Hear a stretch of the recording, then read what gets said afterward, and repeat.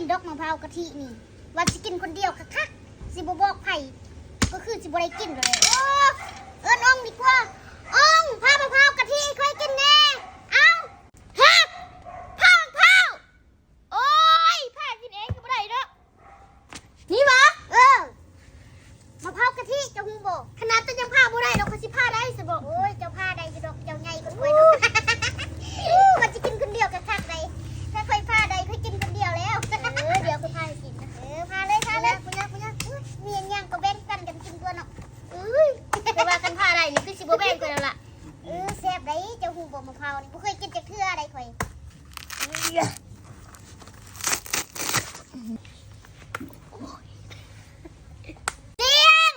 แล้วมาเด้อฮะแล้วล่ะโอ้ตาแซ่บแต่ว่าอ่องยังบ่ได้ไงวะมะพร้าวดังได้นี่นะมะพร้าวดังแล้วก็จะอยากกินพาเบิ่งถึงบ่คิดว่าสัตว์นี่ก็สิได้กินน้ำมูอยู่โอ้ครั้งแรกเลยนี่อุ้ยอ่องน้ำมันสิออกโอ้น้ำลายดิวะโอ้ยเนี่ยบดเดี๋ยวเขาไอ้บวงก่อนอันนี้บุมีน้ำเอาปั่นกัน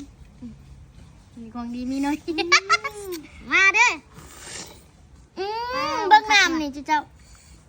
เห็นเพิ่นกินเนาะเดี๋ยวสิซิมันก่อนสิแซ่บสินัวบ่อุ้ยมาน้ำกินนั่นนัวมันเนาะแต่ว่ามันจ้างน้อยนึงเอาน้ำตาลใส่เนาะพอดีหวานมาดิใส่ไปปลาคักนี่เอาเบิ่งอุ้ยเห็นเป็นเขากินเนาะผู้ใดเคยกินแน่พี่น้องมิ่นมาเด้อแล้วเป็นเอาใดเนาะแม่แล้วแซ่บบ่อันนี้น้องอองก็ได้กินไอ้กิซันเอามาให้เพิ่นว่าเพิ่นเอามาให้นักการไอ้กิซันก็ได้แบบฟรีนะแม่นเพิ่นเอามาให้ไอ้กิซันกินลองเบิ่งว่าซันสิแซ่บบ่เห็นบ่น้อย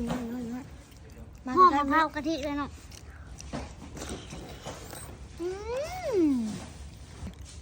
เหนียวแบบนี้เลยนะทำสุดท้ายอ่ะคำนี้เพื่อคนทางบ้านมาเด้อมากินน้ำกัน